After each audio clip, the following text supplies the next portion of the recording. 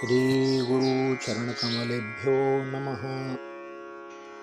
नमः कुञ्जविहारिण्यै नमः कुञ्जविहारिणे नमः श्रीहरिदासाय मुख्यसख्यवतारिणे। निखिल अनन्य रसिक चक्र चूड़ामणि श्री स्वामी हरिदास जी महाराज ने जीव शिक्षा के लिए अष्टादश सिद्धांत के पद कहे।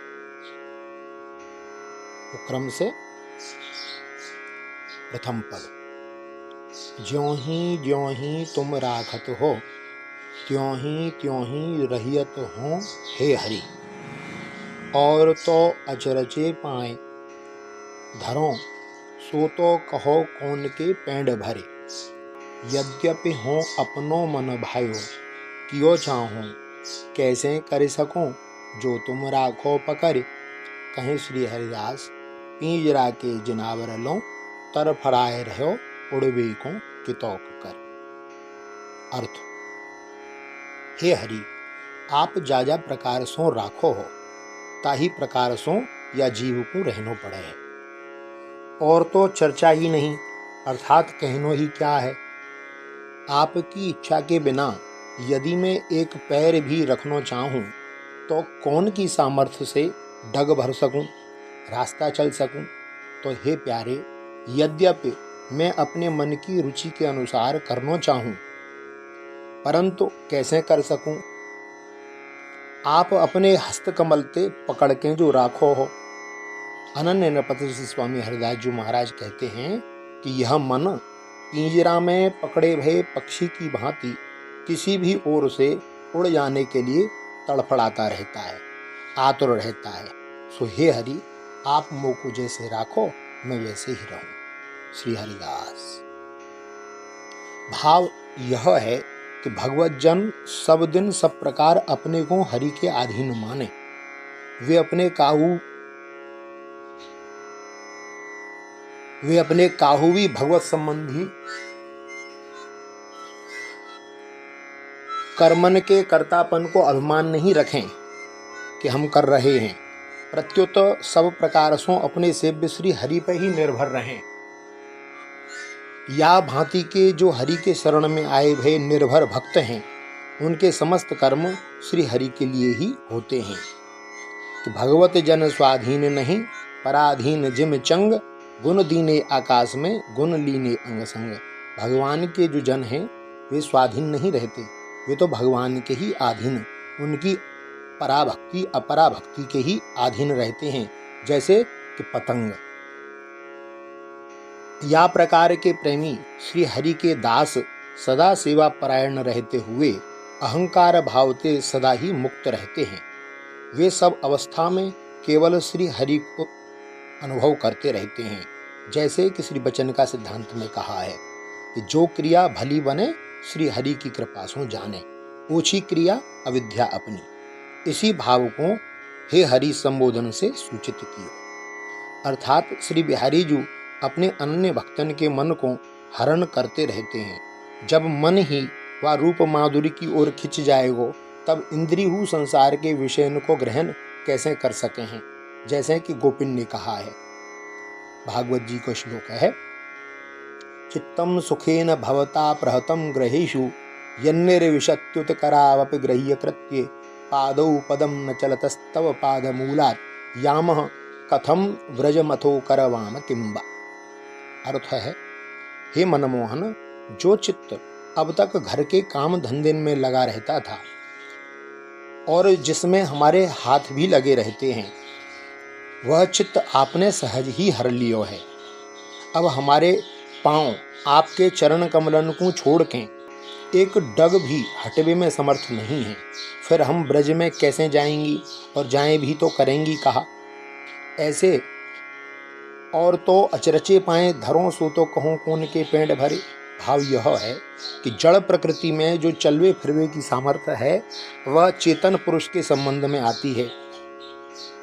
यद्यपि संसार में जो दुख सुख हर्ष शोक संयोग वियोग होते हैं वे जीवन के प्रारब्ध के ही फल हैं। प्रारब्ध की रचना करवे वाले और जैसी वा की विधि है वा प्रकार रखवे वाले श्री हरि ही हैं। समस्त प्रकृति में जो चेष्टाएं होती हैं वे सब हरि की इच्छा से ही होती हैं।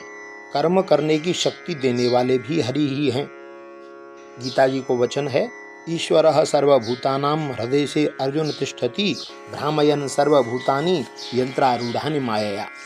कि हे अर्जुन, शरीर रूप या यंत्र में बैठो भयो, मैं सब प्राणिन को अंतर्यामी परमेश्वर अपनी माया ते उनके कर्मन के अनुसार भ्रमातो भयो सब भूत प्राणिन के हृदय में बैठा रहता हूँ।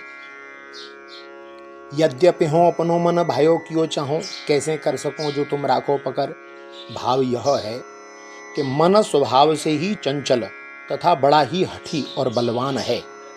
रजोगुण से उत्पन्न हुए काम और क्रोध जो सब अनर्थन की जड़ हैं और जिनते भिड़ो भयो पुरुष पापाचरण में लगो रहे हैं, मन में ही रहे हैं, जाके कारण राग द्वेष आदि विकारन के वशीभूत होकर के मनुष्य नाना प्रकार के संसारी विषय की ओर दौड़ता रहता है और अज्ञानवश अपना सर्वनाश ही कर लेना चाहता है।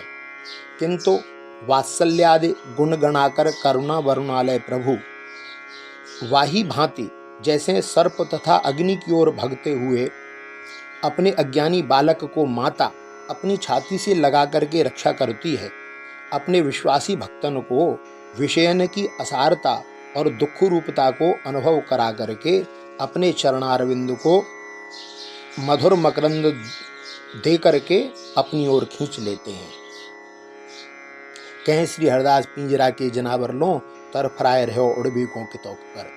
कहाँ उड़ रहा है यह पक्षी जो मन पिंजरा में बैठा है। या चरण में फिर मन की विषया शक्ति को दिखायो है कि जीव पे निर्हेतु की कृपा करने वाले श्री हरि या को अपने चरण कमल रूप पिंजरा में बड़े प्यार से रखना चाहते हैं, किंतु यह मूढ़ किसी भी ओर से उड़ जाने के लिए व्याकुल रहता है, अर्थात किसी न किसी इंद्रियन की रास्ता होकर के विषय रूप वन में विचरना चाहता है। जैसो कि श्री प्रहलाद जी ने अपने मन की दुर्दशा को वर्णन श्री नरसिंह भगवान से कियो है।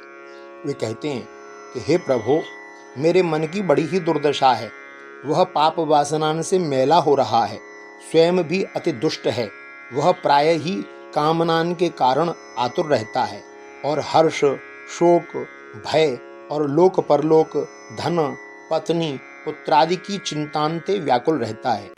याको आपकी लीला कथान में ते रस नहीं मिले, या के मारे मैं दीन हो रहा हूँ, ऐसे मन ते मैं आपके स्वरूप को चिंतन कैसे करूं। हे प्रभु, ये कभी न तृप्त होने वाली जीभ मुझे स्वादिष्ट रसन की ओर, त्वचा सुकोमल स्पर्श की ओर, पेट भोजन की ओर, कान मधुर संगीत की ओर, नासिका मंद सुगंध की ओर और नेत्र सुंदरता की ओर मेरे मन को खींच रहे हैं। इनके सिवाय कर्मेंद्रियां भी अपने अपने विषय की ओर ले जाने की जोर लगा रही हैं। मेरी तो वह दशा हो रही है प्रभु, जैसे किसी पुरुष की बहुत सी स्त्री उसको अपने पास शयन घर में ले जाने के लिए चारों ओर से घसीटती हैं। तो हे प्रभु, तुम मुझे बचाओ और कृपा करके मुझे अपनी चरण शरण रूप पिंजरे में ही हमेशा रखो। श्री हरिदास।